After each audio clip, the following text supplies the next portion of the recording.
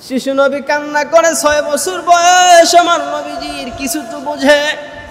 বাবার বিয়োগ ব্যথা, আবার বাবার কবর দেখতে এসে মায়ের মৃত্যুবরণ, কান্না করতেছে শিশু নবী। বারাকা বলে, মোহাম্মদ তো কান্না করিও না, তোমার মা না, আমি তো আছি, আমার জীবন তোমার জন্য বিলীন করে দিব। তোমার বাবা আমাকে নিয়েছে বাজার থেকে, মোহাম্মদ চিন্তা করুন, আমার জীবন দিয়া, আমার জীবনের বিনিময় হইল আমি তোমার খেদমত করে যাব। কেউ শিশু নবী মোহাম্মদকে নিয়ে দাদা আর দাসী বারাকা মক্কায় চলে আসছে। এবার পুরাপুরি দায়িত্ব, অর্থনৈতিক দায়িত্ব দাদা, আর সেবা যত্ন করার দায়িত্ব হলো বারাকা। নবী যখন আস্তে আস্তে বড় হয়েছে, 10-12 বছর বয়স, নবী যখন সবকিছু বুঝে, বারাকারে ডাক দিয়ে বলে, বারাকা আমার বাড়িতে থাকা লাগবে না, তোমার বয়স হইতেছে, তুমি রাজি হইলে তোমারে বিয়ে দিয়ে দিই, তুমি চলে যাও। বারাকা বলে, মোহাম্মদ তোমার মা মৃত্যুবরণ করার সময় তোমার হাতটা আমার হাতের মধ্যে দিয়ে গেছে, আমার জীবন থাকতে তুমি শিশু, তুমি মোহাম্মদের খেদমত ছাড়া আর কোনো কিছু আমি করব না, আমার জীবন দিয়ে তোমার সেবা করব। মোহাম্মদ আমি বিবাহ বসবো না, আমার জীবনে বিয়ের দরকার নাই, আমি তোমার সেবা করব, আমি তোমার খেদমত করব, আমার বিয়ের কোনো দরকার নাই। বিশ্বনবীর বয়স যখন 25 হয়েছে, হযরতে খাদিজা রাদিয়াল্লাহু তাআলা আনহাকে নবী যখন বিয়ে করেছে, এবার ডাক দিয়া বলে, উম্মি। হযরতে বারাকাকে নবী উম্মি বলে ডাকতেন, মানে আমার মা। এবার তো আমাকে দেখাশোনার জন্য খাদিজা আসছে, এবার আমি আপনাকে বিয়ে দিতে চাই। এবার আর বারাকা দ্বিমত করে নাই, বারাকারে বিয়ে দিয়ে দিছে। বারাকার তখন বয়স হলো 38 বছর।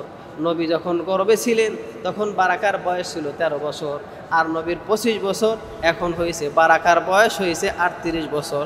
38 বছরে বারাকারে বিয়ে দিছে। ওই ঘরে একটা সন্তান হয়েছে, তার নাম হলো আয়মা। আমাদের ধারাবাহিক আলোচনা করতেছিলাম আমরা মিলাদুন নবী সাল্লাল্লাহু আলাইহি ওয়াসাল্লামের আলোচনা, যে মিলাদুন নবী সাল্লাল্লাহু আলাইহি সাল্লামের আলোচনার এক পর্যায়ে আমাদের আজকের দ্বিতীয় স্টেপে যে নবীজির দাদা সাহেবা ওরফে আব্দুল মুত্তালিব, উনি ওনার যে সন্তান আব্দুল্লাহ, একটা কথা জেনে রাখা ভালো, আব্দুল্লাহ কিন্তু ওনার সর্বকনিষ্ঠ সন্তান ছিলেন না, আব্দুল্লাহর চাইতেও ছোট সন্তান ছিল। আমরা যেভাবে চিনি জানি যে আব্দুল্লাহ, খাজা আব্দুল্লাহ ছিলেন সবচাইতে ছোট ছেলে সাহেবার, কিন্তু না, এই দ্বিতীয় ঘরের সন্তানদের মধ্যে সবার ছোট ছিল আব্দুল্লাহ। কিন্তু এই আব্দুল্লাহকে জবেহ করার কথা ছিল খানায়ে কাবার সামনে, কিন্তু তৎকালীন যারা আলেম ছিলেন তারা একটা সমাধানে নিয়ে আসছেন বিষয়টা, সেটা হলো যে একটা লটারির ব্যবস্থা করতে বলছেন, যে লটারির এক সাইডে উটের নাম আর এক সাইডে আব্দুল্লাহর নাম, যতবার উটের নাম উঠবে, আব্দুল্লাহ নাম উঠবে, ততবার উট দিতে হবে। সেই হিসাবে এক এক ব্যাখ্যায় এক এক রকম আসছে, কিন্তু এক ব্যাখ্যায় এরকম আসছে যে 10 বার লটারি করেছেন, প্রত্যেকবার লটারির পরিবর্তে 10টা করে উট, 100 উট খানায়ে কাবার সামনে সাহেবা আব্দুল মুত্তালিব নিজের হাতে কুরবানি করে দিয়েছেন। তারপরেও নিজের সন্তানকে কোরবানি করেন নাই, কারণ প্রিয় সন্তান, আদরের সন্তান যে খাজা আব্দুল্লাহ যখন 12 বছর বয়স, তখন কিন্তু তার এই ঘটনা আস্তে আস্তে খাজা আব্দুল্লাহ বড় হইতে থাকে। বিভিন্ন জায়গা থেকে খাজা আব্দুল্লাহর কাছে বিয়ের প্রস্তাব আসে। বিশেষ করে ইতিহাসের মধ্যে, তারিখের মধ্যে লেখে যে ওয়ারাকা বিন নাফেলের কন্যা, কেউ বলেছে মারিয়াম, কেউ বলেছে রুকাইয়া। আমার কাছে রুকায়ার যে ব্যাখ্যাটা এটা বেশি পছন্দ হয়েছে, যে রুকায়া আব্দুল্লাহর কাছে প্রস্তাব দিয়েছে, আব্দুল্লাহ তোমাকে যেদিন খানায় কাবার সামনে জবাহ করার কথা ছিল, কোরবানি দেওয়ার কথা ছিল, আমি 200 নারী নিয়ে আন্দোলন করেছিলাম তোমার বাবার বিরুদ্ধে, যাতে তোমাকে কোরবানি না দিতে পারে।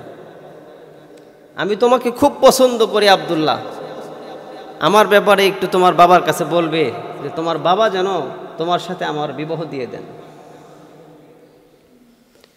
এইভাবে বিভিন্ন জায়গা থেকে খাজা আব্দুল্লাহর কাছে প্রস্তাব আসতে থাকে, বিয়ের প্রস্তাব আসতে থাকে।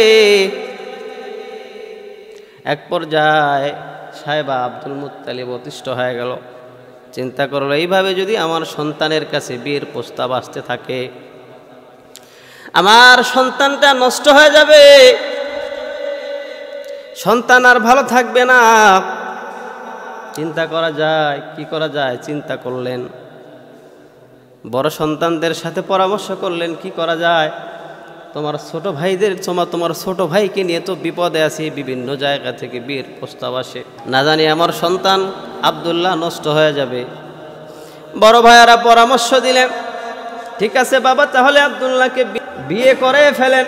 সবার সাথে আলোচনা করে আব্দুল মুত্তালিব সাহেবা আব্দুল্লাহকে নিয়ে আরো 2-1 সাথী সঙ্গী নিয়ে মদিনাতুল মুনওয়ারায় চলে গেছে। মদিনাতুল মুনওয়ারায় আগে থেকেই তাদের একটা বংশ আছে, বনু জোহরা গোত্রের সাথে তাদের বংশের সাথে সম্পর্ক ছিল। ওয়াহাব জুহরি, ওয়াহাব ইবনে মুনাফ, তার একটা কন্যা ছিল, তার নাম ছিল আমেনা, দেখতে পরমা সুন্দরী ছিল। বিভিন্ন উলামায়ে কেরাম বয়ান করে যে ওয়াহাব আর আব্দুল মুত্তালিব বন্ধু ছিল, কিন্তু আমার গবেষণায় এটা ধরা পড়ে নাই, কারণ তাদের সাথে ছিল আত্মীয়তার সম্পর্ক ছিল, যার কারণে আগের থেকেই চিন্তা এরকম হয় না যে এই এলাকার মানুষ অনেক আগে চলে গেছে, রংপুর যা বাড়ি করছে, কিন্তু রক্তের সম্পর্ক কিন্তু তাদের সাথে আছে। এরকম সম্পর্ক মদিনায় বনু জোহরা গোত্রের সাথে এদের সম্পর্ক আছে। সেখানে খাজা আব্দুল্লাহকে নিয়ে গেলেন। চমৎকার একটা বিষয়, গুরুত্বপূর্ণ একটা বিষয়, যে সেই জায়গায় আব্দুল মুত্তালিব বা সাহেবা নিজের সন্তানকে বিয়ে করার জন্য নিয়ে গেছে, যা নিজেও বিয়ে করছে। সুবহান। ওই জায়গায় আব্দুল মুত্তালিব নিজেও আর একটা বিয়ে করছে। কেমনে বিয়ে করছে? হযরত আমেনা, আমেনার বাবার নাম হলো ওয়াহাব, আর আমেনার চাচার নাম ছিল ওহাইব। ওনারা 2 ভাই ছিলেন। ওয়াহাবের কন্যা আমেনাকে বিয়ে দিয়েছেন আব্দুল্লাহর সাথে, আর ওহাইবের কন্যা হালা, এই হালাকে বিয়ে করছেন আব্দুল মুত্তালিব। অর্থাৎ বাবা পুত্র যায় একই বাড়িতে বিয়ে করছে এবং এক সময়ই বিয়ে করছে। বিয়ের প্রস্তাব দিছে, রাজি হয়েছে। আর খাজা আব্দুল্লাহ যখন ওই বাড়িতে বিয়ে করলেন, সেই সময় আব্দুল মুত্তালিব বা সাহেবা তার ভাই ওহাবের ভাই ওহাইব, তার কন্যা ছিল হালা, সে তাকে বিয়ে করলেন। তাহলে এক বাড়িতে বাবাও বিয়ে করলেন, সন্তানও বিয়ে করলেন। আরো মজার তথ্য যে আমরা হযরত হামজা রাদিয়াল্লাহু তাআলা আনহুকে চিনি, নবীর চাচা হয় না? যে হযরত হামজা রাদিয়াল্লাহু তাআলা আনহুর সাথে নবীর 5টা সম্পর্ক আছে। 5টা সম্পর্ক নবীর। দেখেন, খাজা আব্দুল্লাহ আমেনাকে বিয়ে করছেন, আর মুত্তালিব বিয়ে করছে আমেনার চাচাতো বোনকে বিয়ে করছে। তো হালার সন্তান, হালা জন্মগ্রহণ দিয়েছেন সন্তান, সেই সন্তানের নাম হলো হামজা। আর আমেনার ঘরের জন্মগ্রহণ করছে মুহাম্মদ সাল্লাল্লাহু আলাইহি সাল্লাম। তাইলে হামজা আর মুহাম্মদ সাল্লাল্লাহু আলাইহি সাল্লাম কি হইল?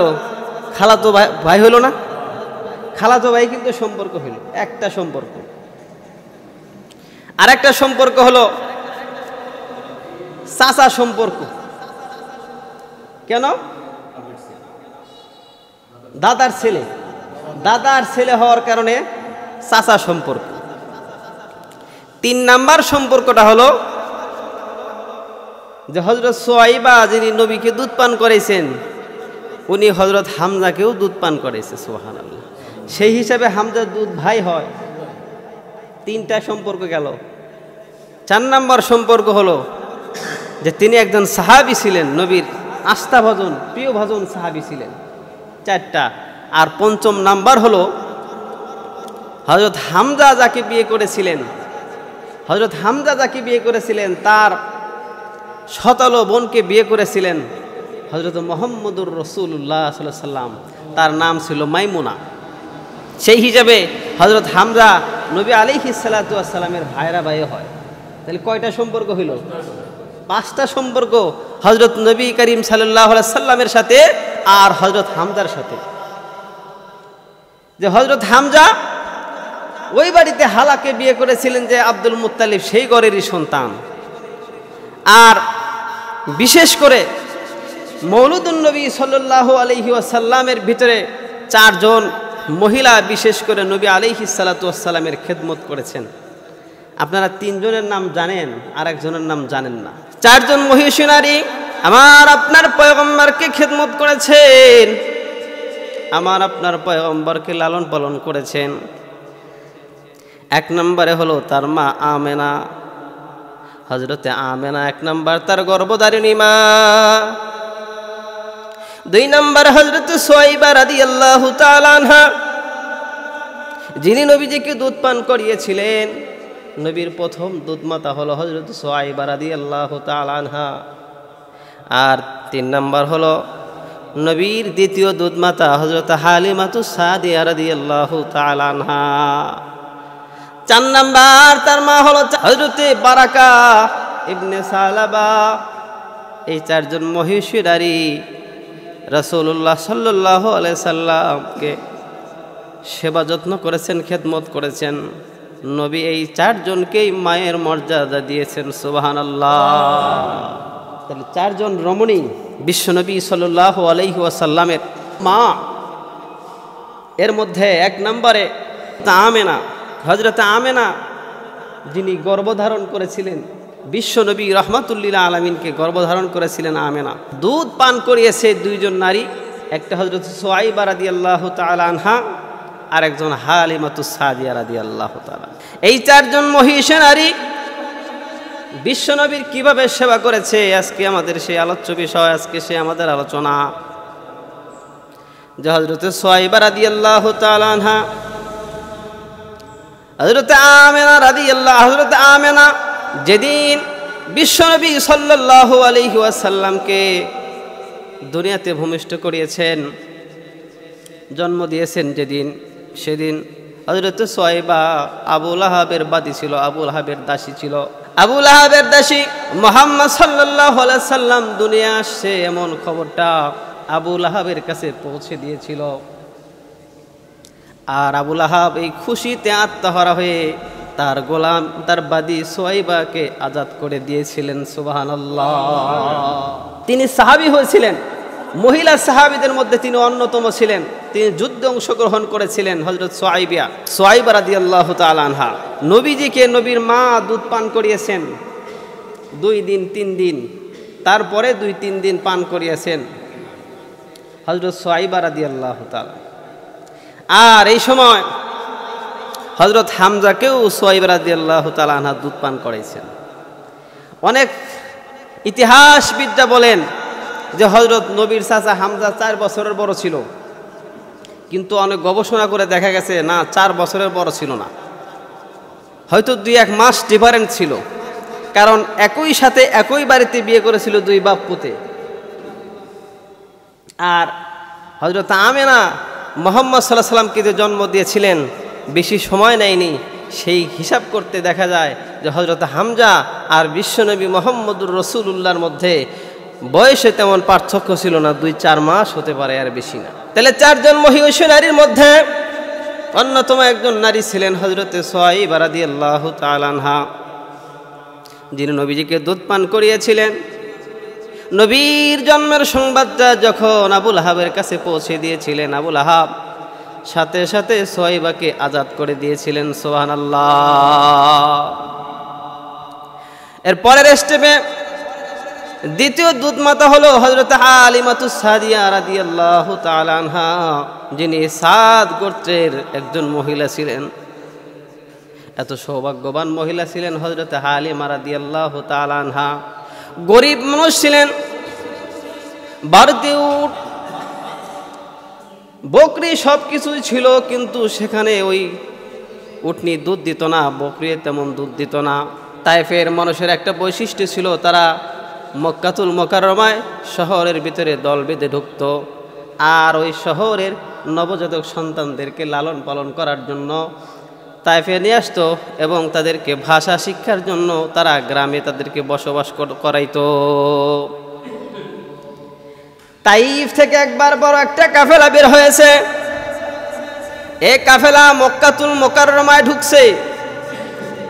কেন ঢুকছে? যে মক্কাতুল মুকাররমায় নবজাতক কিছু শিশু, তাদেরকে লালন পালন করার জন্য তায়েফে নিয়ে যাবে, আর বিনিময় কিছু হাদিয়া তোহফা তার পরিবার তাকে দিবে। সবাই রওনা হয়ে গেছে মক্কাতুল মুকাররমায়। কিন্তু হযরতে হালিমাতুস সাদিয়া রাদিয়াল্লাহু তাআলা আনহা, তার উষ্টিটা দুর্বল। যে উষ্টি যাবে সেই উষ্টিটা হলো দুর্বল। যে গাদায় চড়ে যাবে সেই গাদাটা হলো দুর্বল, হাঁটতেও পারে না, দুর্বল হয়ে গেছে। কাফেলার মানুষগুলো আগে চলে গেছে, কাফেলার মানুষগুলো অনেক আগে চলে গেছে। হযরত হালিমাতুস সাদিয়ার পৌঁছতে দেরি হয়, সময় মতো বুঝতে পারে নাই। এই জন্য ধনাঢ্য ঘরের কোনো সন্তান সে আনতে পারে নাই। ঘুরে ঘুরে দেখলো যে ধনাঢ্য ঘরের কোনো সন্তান নাই, একটা মাত্র বাচ্চা আছে, নবজাতক আছে, শিশু মোহাম্মদ। তার বাবা নাই, মা দরিদ্র, তার বাবা নাই। বাবা যদি সন্তানের বাবা না থাকে, সেই সন্তানের তেমন কদর থাকে না। এই জন্য তারা চিন্তা করলো, আমরা এই এতিম মোহাম্মদকে নিয়ে কি করব? এরা তো ভালো বেনিফিটও আমাদেরকে দিতে পারবে না, ভালো উপঢৌকন আমাদেরকে দিতে পারবে না। চিন্তায় পড়ে গেলেন। কিন্তু হযরতে হালিমাতুস সাদিয়া রাদিয়াল্লাহু তাআলা আনহার স্বামী এক নজর যখন শিশু পয়গম্বরকে দেখছে, এক নজর শিশু পয়গম্বরকে দেখা বলে, হালিমা রে, দেখো চেহারাটা কত সুন্দর, চেহারার ভিতরে কত মায়া। এ হালিমা, আর কোনো সন্তান তালাশ করার দরকার নাই, চলো আমরা শিশু মোহাম্মদকে নিয়ে যাই। টাকা পয়সা ধন দৌলত বড় কথা না, তাকায় দেখো শিশুটার দিকে, তাকায় দেখো। শিশুর দিকে তাকাইলে চোখটা ফেরানো যায় না। এত সুন্দর মায়াবী চেহারা আমার শিশু নবীর। যতবার তাকায় তত শিশুটার মায়ায় পড়ে যায়। মায়ার নবীর চেহারা এত সুন্দর ছিল যে মায়ার নবীর চেহারা মানুষ যতই দেখতো ততই আকর্ষণ করত। মদিনার মেয়েরা একবার আম্মা জান আয়েশা রাদিয়াল্লাহু তাআলা আনহাকে জিজ্ঞাসা করেছেন, ও আম্মা জান আয়েশা, শুনেছি মিশরের মেয়েরা নাকি ইউসুফ পয়গম্বরকে দেখে ফল কাটতে যায়, ফল কাটার পরিবর্তে হাত কেটে ফেলেছিল। ও আম্মা জান আয়েশা, আমাদের নবীর চেহারা মোবারক কেমন ছিল একটু আমাদেরকে জানায়া দেন। আম্মা জান আয়েশা রাদিয়াল্লাহু তাআলা আনহা বলেন, এ মদিনার মেয়েরা রে, শুনো, ওই যে মিশরের মেয়েরা ইউসুফ নবীকে দেখতে যায় ফল কাটার পরিবর্তে হাত কেটেছিল, তারা যদি আমার নবীকে দেখতো তাহলে হাত কাটতে কাটতে কলিজা কেটে ফেলতো, বুঝতে পারতো না। হালিমাতুস সাদিয়ার স্বামী বলে, হালিমা রে, তাকা দেখে শিশু, কত সুন্দর চেহারা, মায়াবী চেহারা, চোখটা ফিরানো যায় না। চল, যদি আমরা এতিমের সেবা করতে পারি, ওপরওয়ালা আমাদেরকে দেখবে। সুবহানাল্লাহ। শিশু মোহাম্মদকে নিয়ে দাঁড়াইছেন। হযরত আমেনা বলে, হালিমা রে, তোমার কাছে আমার নার্সেরা ধন দিয়ে দিব। আমার নার্সেরা যখন মুহাম্মদকে তোমার হাতে তুলে দিব, তার আগে কিছু কথা শোনো। আমার এই সন্তানের কত ফজিলত তুমি তো জানো না, তোমার একটু বলে দিই। আমার এই সন্তান মহান রবের কাছে এত মাননীয় একটা সন্তান, যে এই সন্তান যখন আমার পেটে ছিল, আমি কূপের কাছে পানি আনার জন্য গেলে কূপের পানি উপর দিকে উঠতো, আর গাইবে আওয়াজ দিত, আমেনা রে তুমি কেন পানি আনার জন্য আসছো? তুমি হুকুম দিলেই তো পানি তোমার ঘরের মধ্যে যায় কলসি ভর্তি হয়ে যাইতো। সুবহানাল্লাহ। এ হালিমাতুস সাদিয়া, আর শোনো, আমার শিশু মুহাম্মদ যখন আমার গর্ভে ছিল, তখন এমন এমন আশ্চর্য জিনিস প্রকাশ পাইছে রে হালিমা, কোনো একটা পাখিও আমার উপর দিয়ে উড়ে যায় নাই। পাখি, একটা পাখি আর একটা পাখিরে বলতো, পাখি ভাই, ওই যে আমেনা দাঁড়ায় আছে, সাবধান সাবধান, আমেনার উপর দিয়ে উড়ে যাও না। আমেনার গর্ভে শিশু নবী মুহাম্মদ সাল্লাল্লাহু আলাইহি ওয়াসাল্লাম, আমেনার উপর দিয়ে যদি যাও তাহলে বেয়াদবি হবে, সাবধান, আমেনার উপর দিয়ে উড়ে যাও না। হযরত আমেনা বলে, হালিমাতুস সাদিয়া, এ হালিমা, শিশু মুহাম্মদ যখন আমার গর্ভে ছিল, আমাকে বারবার স্বপ্ন দেখানো হইতো, আমেনা রে তোমার গর্ভে সাধারণ কোনো বাচ্চা না, তোমার গর্ভে যে বাচ্চা আছে সারা পৃথিবীর সর্দারগিরি করবে, সাবধান। তুমি নামটা রাখিও আহমদ। এই জন্য নবীর দাদা নাম দিয়েছিল মোহাম্মদ, কিন্তু আমেনা নবীর নাম রেখেছিলেন আহমদ। হযরত হালিমাতুস সাদিয়ারে ডাক দিয়ে বলে, হালিমা তুমি আরো শোনো, আমার সন্তানের কত বরকত। এই সন্তানের বরকতে আমি যেদিকে যাই, যেদিকে তাকাই, মনে হয় সবাই আমারে সালাম দেয়, মনে হয় গাছগাছালি বনের পশু পাখি পর্যন্ত আমারে সালাম দেয়। কারণ কি? এই জন্য সালাম দেয় যে আমার পেটে মুহাম্মদ, তার সম্মানের কারণে।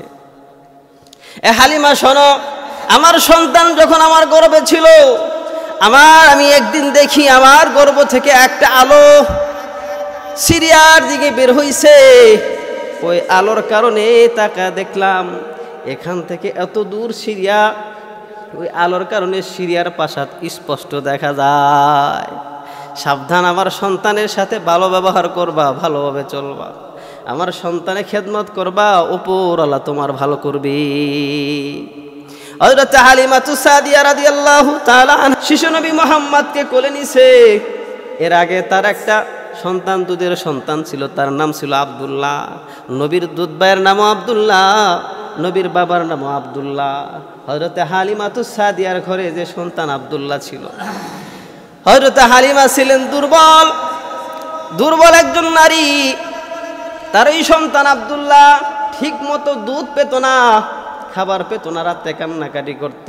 শিশু নবী মুহাম্মদুর রাসূলুল্লাহ সাল্লাল্লাহু আলাইহি ওয়াসাল্লামকে যখন তার স্তনে লাগানো হয়েছে বাম স্তনে, সে বাম স্তনের দুধ কখনো পান করে নাই। হযরত হালিমা যখন তার বাম স্তনে লাগাই দিয়েছেন, বাম স্তনের দুধ পান করে না। ডান স্তনে যখন লাগাইছে, ডান স্তনের দুধ পান করেছে বিশ্বনবী।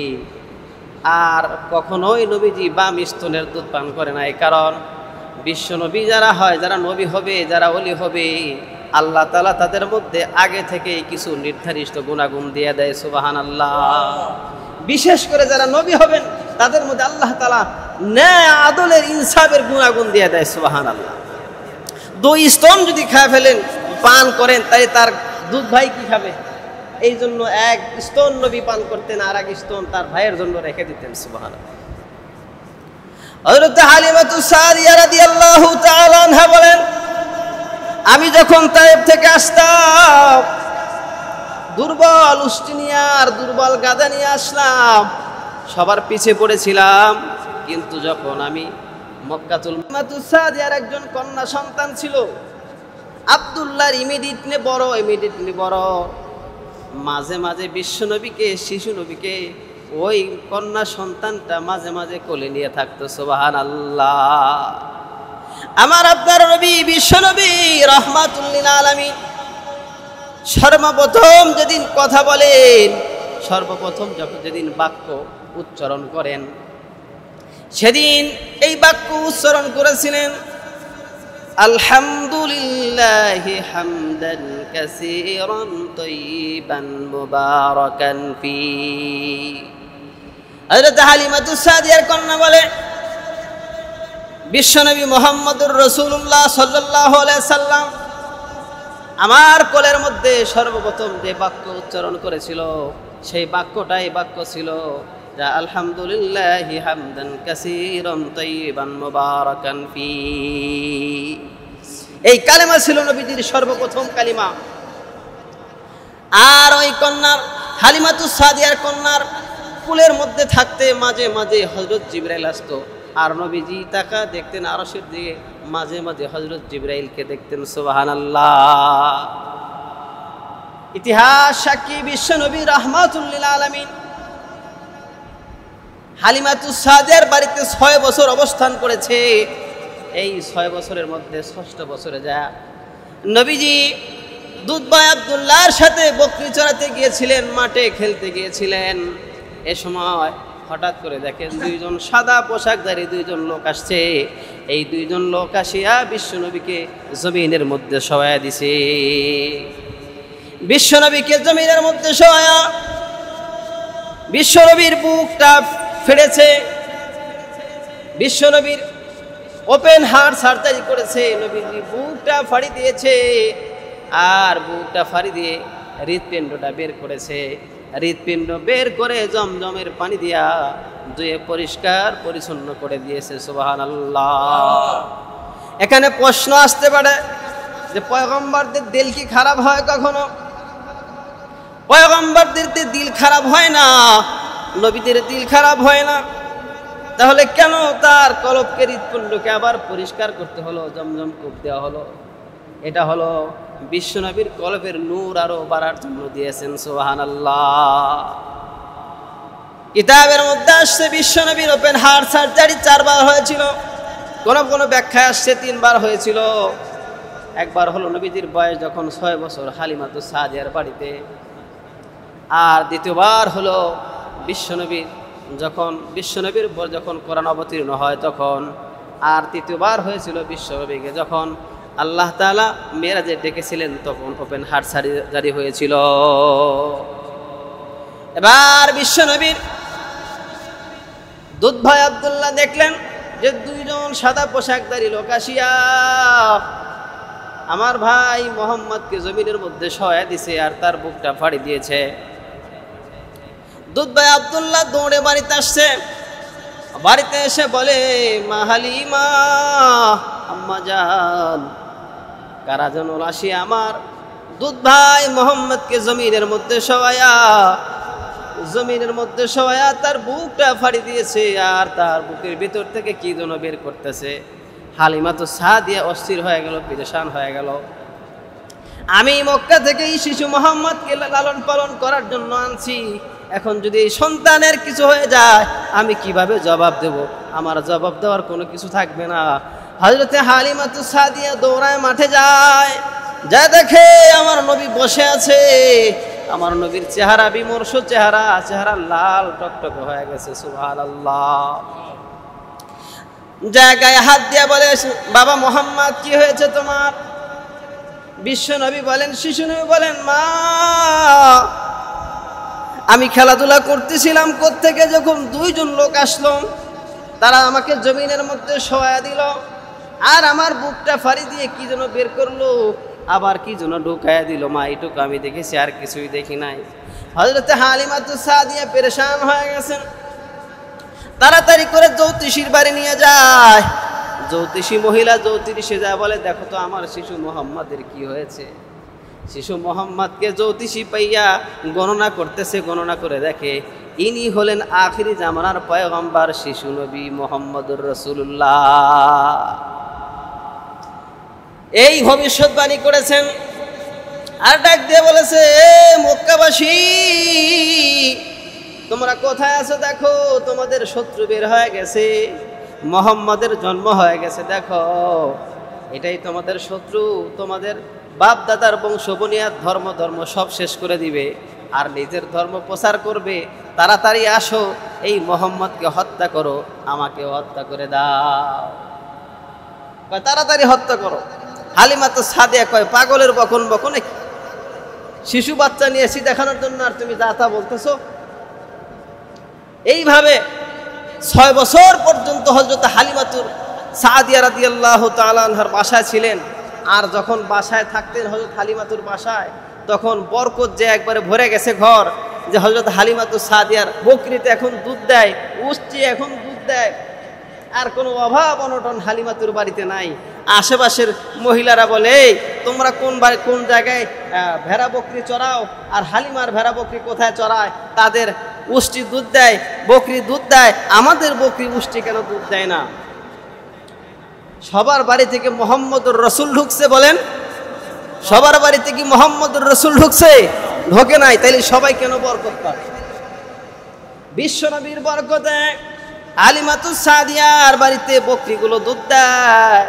শুধু তাই না, নবীর বরকতে তো বাচ্চা দেয় নাই এমন বকরিও দুধ দিয়েছে। সুবহানাল্লাহ। বিশ্বনবী যখন হিজরত করেছিলেন, হিজরতের পথে মদিনাতুল মুনাওয়ারার পথে, ওই সময় নবীজি উম্মে মাবাত নামে একজন লোক ছিল, মহিলা ছিল, আরবের মধ্যে তার আত্মীয়তা আপ্যায়ন ছিল অত্যন্ত প্রসিদ্ধ। তিনি মানুষদেরকে মেহমানদারি করাতেন। বিশ্বনবী আবু বকর আর আমর ইবনে ফুহায়রা তিনজন ওই জায়গায় গেছে। নবীজি যা বলছে, উম্মে মাবাত, আরবের মধ্যে তোমার একটা নাম আছে, তুমি মানুষদেরকে মেহমানদারি করাও, আমরাও তোমার এই জায়গায় আসলাম, আমাদের একটু মেহমানদারি করাও না। উম্মে মাবাত দেখতে বলে, আগন্তুক, আমি তোমারে চিনি না।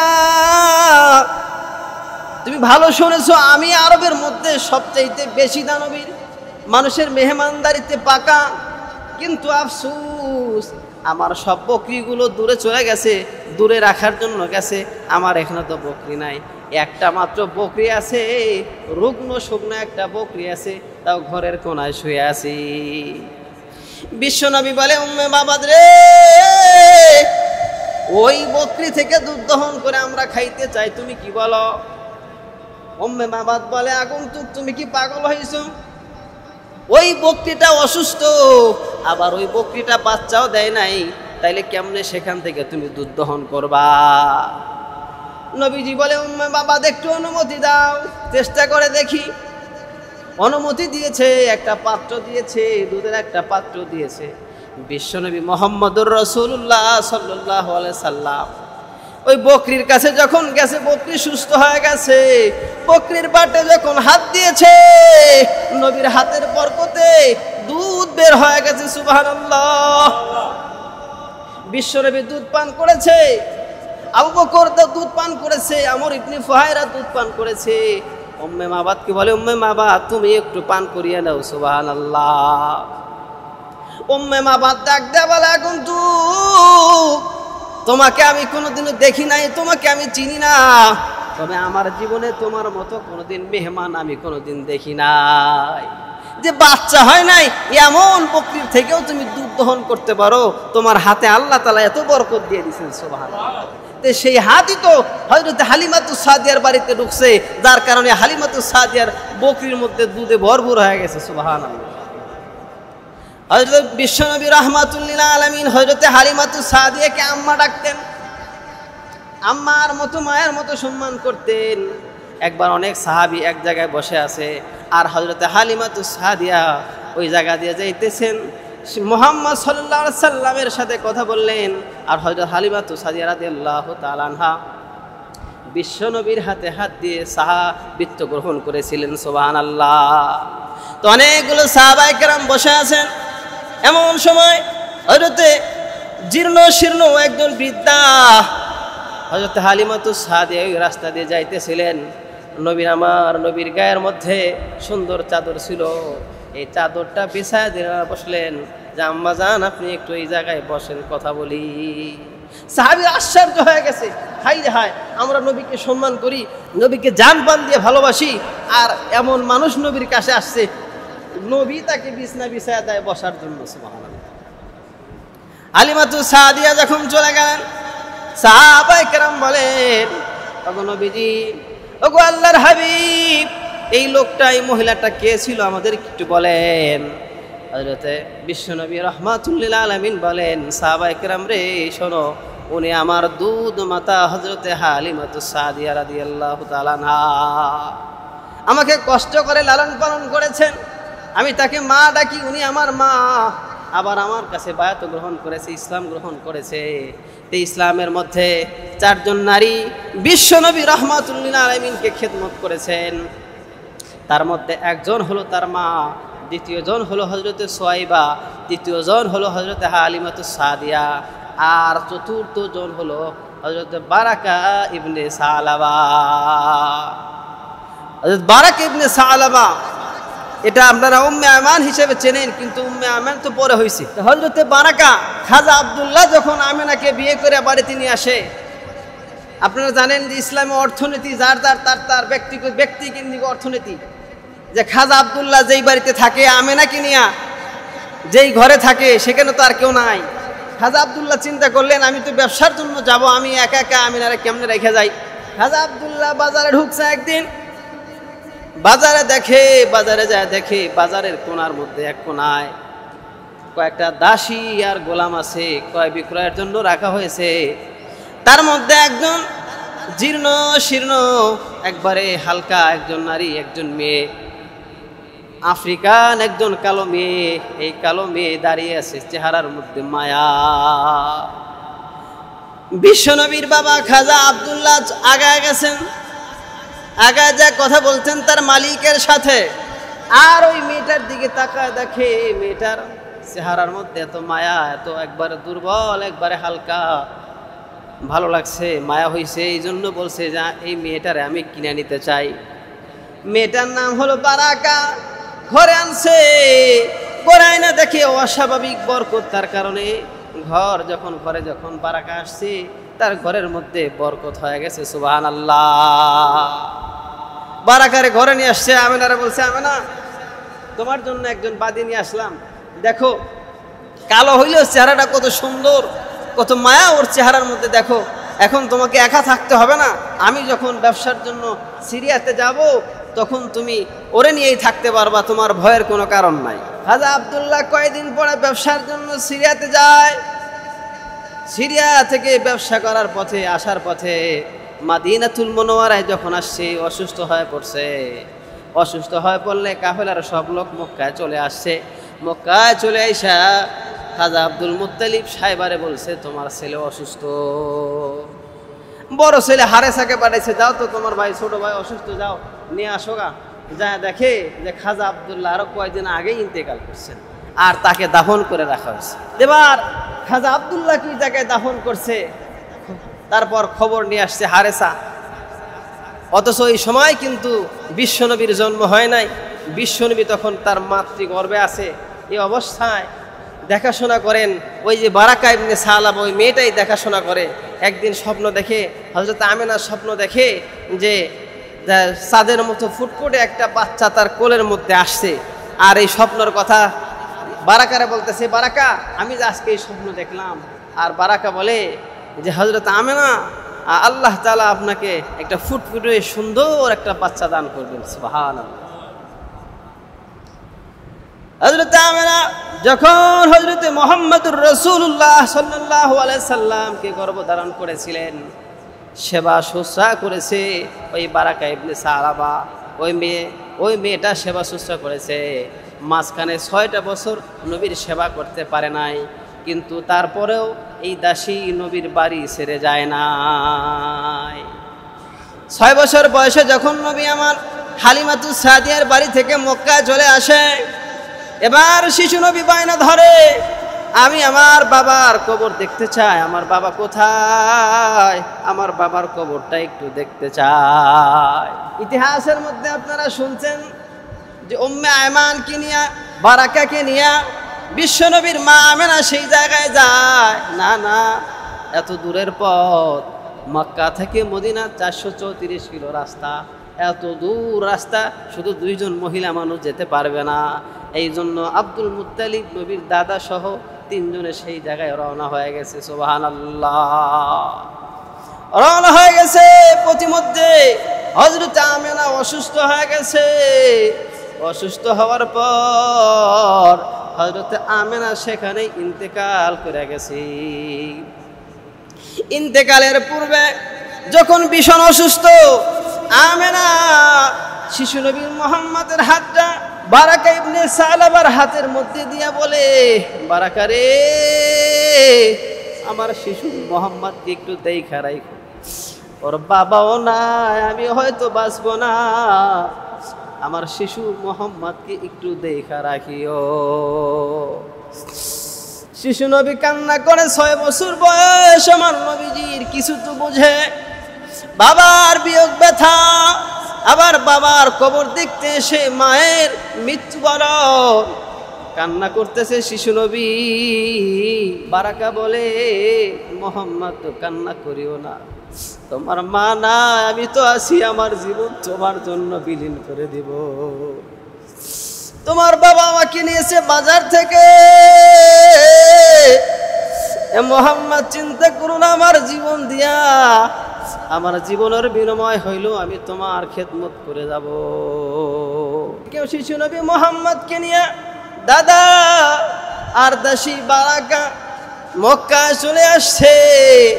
এবার পুরাপুরি দায়িত্ব, অর্থনৈতিক দায়িত্ব দাদা, আর সেবা যত্ন করার দায়িত্ব হলো বারাকা। নবী যখন আস্তে আস্তে বড় হয়েছে, 10-12 বছর বয়স, নবী যখন সবকিছু বুঝে, বারাকার ডাক দিয়ে বলে, বারাকা, আমার বাড়িতে থাকা লাগবে না, তোমার বয়স হইতেছে, তুমি রাজি হইলে তোমারে বিয়ে দিয়ে দিই, তুমি চলে যাও। বারাকা বলে, মুহাম্মদ, তোমার মা মৃত্যুবরণ করার সময় তোমার হাতটা আমার হাতের মধ্যে দিয়ে গেছে, আমার জীবন থাকতে তুমি শিশু, তুমি মুহাম্মাদের খেদমত ছাড়া আর কোনো কিছু আমি করব না, আমার জীবন দিয়ে তোমার সেবা করব। মুহাম্মদ, আমি বিবাহ বসবো না, আমার জীবনে বিয়ের দরকার নাই, আমি তোমার সেবা করব, আমি তোমার খেদমত করব, আমার বিয়ের কোনো দরকার নাই। বিশ্বনবীর বয়স যখন 25 হয়েছে, হযরতে খাদিজা রাদিয়াল্লাহু তাআলা আনহাকে নবী যখন বিয়ে করেছেন, এবার ডাক দিয়া বলে, উম্মি। হযরতে বারাকাকে নবী উম্মি বলে ডাকতেন, মানে আমার মা। এবার তো আমাকে দেখাশোনার জন্য খাদিজা আসছে, এবার আমি আপনাকে বিয়ে দিতে চাই। এবার আর বারাকা দ্বিমত করে নাই, বারাকারে বিয়ে দিয়ে দিছে। বারাকার তখন বয়স হলো 38 বছর। নবী যখন গর্ভে ছিলেন তখন বারাকার বয়স ছিল 13 বছর, আর নবীর 25 বছর এখন হয়েছে। বারাকার বয়স হয়েছে 38 বছর। 38 বছরে বারাকারে বিয়ে দিছে। ওই ঘরে একটা সন্তান হয়েছে, তার নাম হলো আয়মান। হযরতে আয়মান ওই ঘরে জন্মগ্রহণ করেছে, কিন্তু খায়বারের যুদ্ধে যেই সাহাবীর সাথে বিয়ে হয়েছিল সেই সাহাবী শাহাদত বরণ করেছে, আইমানের বাবা শাহাদত বরণ করেছে। আবার নবীর ঘরে ফিরে আসছে। মেয়েদের বিবাহ হলে যদি স্বামীর বাড়ি থেকে পরিত্যক্ত হয়, তালাক হয়, বাবার বাড়ি চলে আসছে। আর বারাকার বাবার নাই, মা নাই, বাবা মা হযরত মুহাম্মদুর রাসূলুল্লাহ। বাবার বাড়ি চলে আসছে। 2 বছর এখানে অবস্থান করে নবীর পরিবারের সাথে, এখানেই খায়, এখানেই ঘুমায়, সব কিছু এখানেই। 2 বছর পর আমার নবী মসজিদে নববীর ভিতরে ডাক দেয়া বলে, এ যুবক কে আছো? একজন জান্নাতি নারীকে বিয়ে করার জন্য কে তৈরি আছো বলো তো দেখি। হযরতে যায়েদ ইবনে হারেসা নবীর পালক পুত্র দাঁড়িয়ে বলে, ইয়া রাসূলুল্লাহ, ইয়া হাবিবাল্লাহ, আপনার প্রস্তাবে আমি রাজি আছি, জান্নাতি নারীকে বিয়ে করতে চাই। বিশ্বনবী বলে, এই জান্নাতি নারী আর কেউ না, সে হলো আমার মা, সে হলো আমার উম্মি বারাকা। বারাকার সাথে হযরতে হারেসার সাথে, যায়েদ ইবনে হারেসার সাথে বিয়ে দিয়ে দিলেন। সেই ঘরে একজন সন্তান, ছেলে সন্তান হয়েছে, তার নাম হলো উসামা। উসামার সাথে নবীজির ভালো একটা সম্পর্ক ছিল, সুবহানাল্লাহ।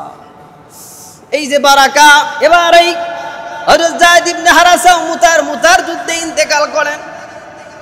যে উহুদের যুদ্ধে যখন কাফেররা যখন আমার নবীকে মারতেছিল আর মুসলমানরা কিছু ভাগতেছিল, ওই বারাকা ধুলা নিয়ে, মাটি নিয়ে মুসলমানদের মুখের মধ্যে মারছে। বলে, তোমরা কোথায় যাও, কেন ভাগতেছো? তোমরা যদি চলে যাও আমার ছেলের কি উপায় হবে? মুহাম্মদ আমার সন্তানের কি উপায় হবে? আমার সন্তানকে তো মেরে ফেলবে।